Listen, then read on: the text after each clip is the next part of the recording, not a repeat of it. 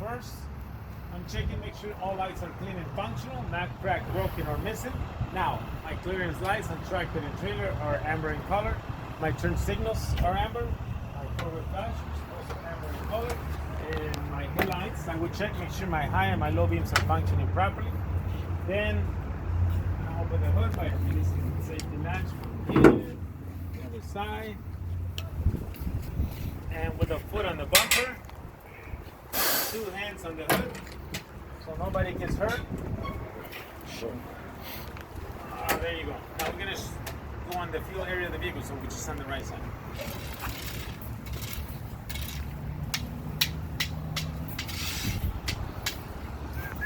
On the fuel area of the vehicle, I'm gonna check on my header bar, make sure it's not cracked or broken.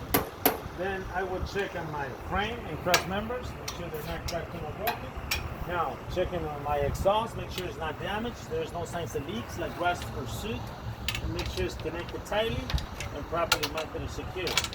Now next, checking on my drive shaft, make sure it's not cracked or broken, properly mounted and secure. And my U-joints must be properly mounted and secure and free of foreign objects. Now, checking on the catwalk and steps, I'll make sure they're solid, clear of objects, properly mounted and secure, and not cracked or broken. Now, checking on my fuel tank, must be properly mounted and secure, and fuel caps are tight, no leaks coming from the fuel tank, the fuel caps, the fuel line. Now, checking on my door, make sure my door opens and closes properly, not damaged. Make sure the door hinges are properly mounted and secure, and the door seals and window seals are intact. Then I will check on my mirrors and mirror brackets, make sure they're properly mounted and secure, not damaged, and no loose fittings or cracked or broken like this one. Next, checking on my mirrors, make sure they're clean, not damaged, and work properly. Now the inspection I did on this side of the vehicle, on the fuel area, applies to the other side. Now I'm going to move to the engine compartment. I'm going to check on the alternator first, make sure it is properly mounted and secure.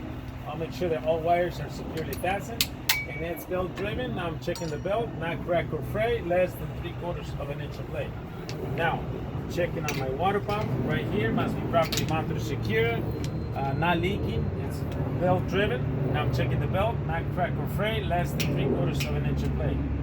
Next, checking on my coolant level, which is on this side.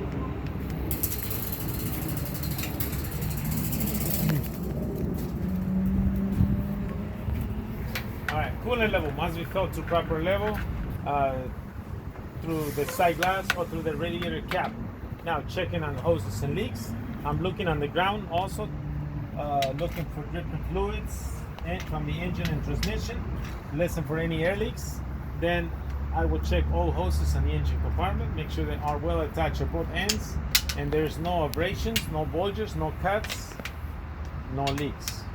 Now, checking on my air compressor, which is located here, must be properly mounted and secure, not leaking oil or air. Now my air compressor is gear driven. Now I'm checking on my power steering fluid level, must be a proper level, above the fill mark in a normal operating range. The dipstick is located on the cap and it's also gear driven, and I will make sure it is properly mounted and secure and it's not leaking.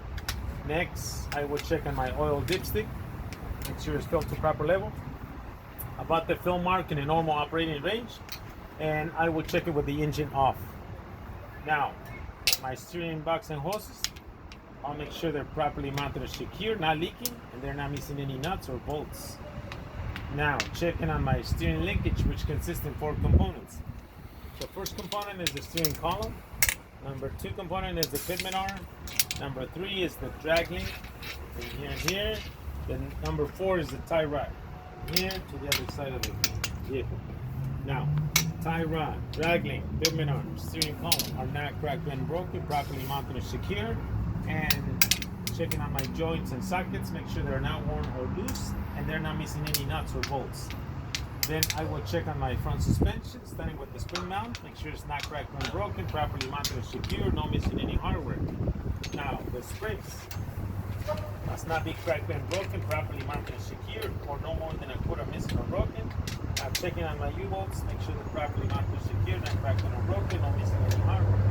Next is my shocks, properly mounted and secured, applies to the other side of the vehicle. Next, I'm going to check on my brake hose, front brakes, starting with the brake chamber. Make sure there's no leaks, there's no it's not cracked or broken, it's properly mounted and secure, and no loose or missing clamps. Now, checking on my slack adjuster, make sure it's properly mounted and secure, not cracked or broken, no missing any hardware. Now, I'm going to check on my bush wrap, make sure it's not cracked or broken, and should not move more than 1 inch when pulled by hand. Okay. Now, checking on my brake hoses and lines. These are my brake hoses here, and these are my brake lines right here, orange, yellow, and green. And I will make sure there's no leaks, no abrasions, bulges, or cuts, and then make sure they are well attached on both tracks, on both ends.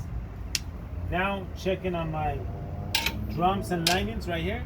Make sure they're not cracked or broken, no loose or missing hardware, no oil or grease, and the lining should be at least 1/4 inch thick.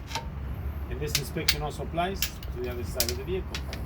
Now, I'm going to check on my front axle, checking on my tire depth, 432 seconds of an inch minimum.